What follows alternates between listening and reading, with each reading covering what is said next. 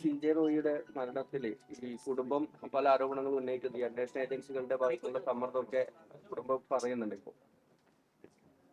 സ്വാഭാവികമായും അങ്ങനെ ഒരു ആക്ഷേപം ഉന്നയിക്കാൻ സാധിക്കുന്ന നിലയിലാണ് കാര്യങ്ങൾ പരിശോധിക്കുമ്പോൾ നമുക്ക് എത്തിച്ചേരാനാകുക.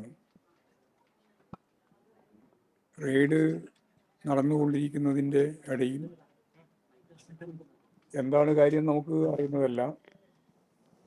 പക്ഷേ കേരളത്തിലെയും കർണാടകത്തിലെയും തമിഴ്നാട്ടിലെയും ലോകത്തിൻ്റെ വിവിധ മേഖലയിലുള്ള ഒരു വലിയ വ്യവസായ ശൃംഖല അത് കൈകാര്യം ചെയ്യുന്നതിൻ്റെ ഉടമ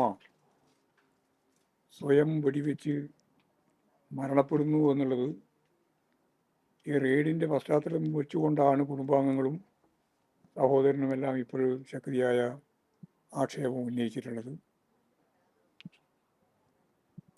മരിച്ചതിന് ശേഷവും ഏതാണ്ട് 1.5 മണിക്കൂറിലധികം സമയം റെയ്ഡ് തുടർന്നു എന്നാണ് പറയുന്നത്.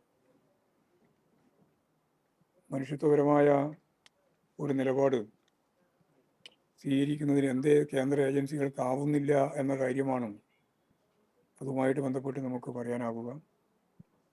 റെയ്ഡിൻ്റെ ഭാഗമായിട്ട് കണ്ടെത്തുന്ന ഏത് കാര്യമായാലും സ്വാഭാവികമായിട്ടും പരിഹരിക്കാൻ സാധിക്കുന്ന ഒന്നായിരിക്കും.